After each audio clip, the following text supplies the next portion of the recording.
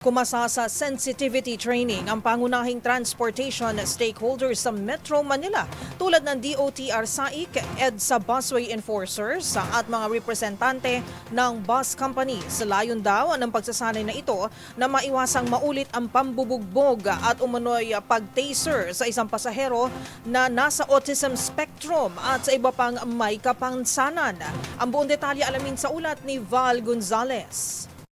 Dumalo sa isang sensitivity training sa Quezon City ang mga bus personnel kabilang ang mga konduktor at mga tsuper maging na mga enforcers ng Special Action and Intelligence Committee for Transportation o DOTR SAIC.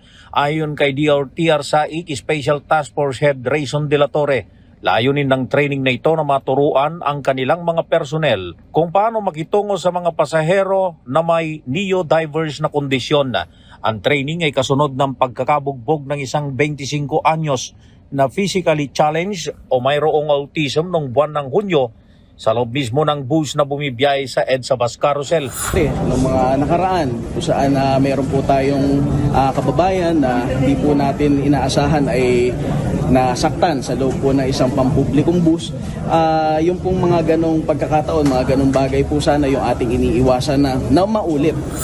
Aminado si De La Torre na kailangan pa nilang mapalawak ang pang-unawa at pagkilos tungo sa paglikha ng mga inklusibong espasyo para sa lahat ng Pilipino, lalo na sa mayroong autism, Tourette syndrome at iba pang neurodiverse na kondisyon.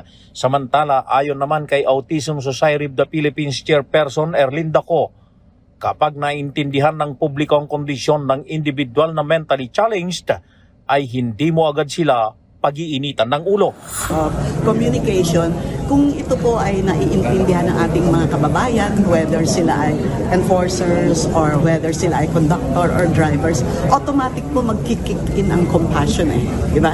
So hindi kayo agad mag-react, maiinis or magja-judge na bakit ganito to? Hindi kaya to bangag, no? Para sa MBC TV Network News, ako si Val Gonzalez, DZRH, una sa Pilipinas, una sa Pilipino.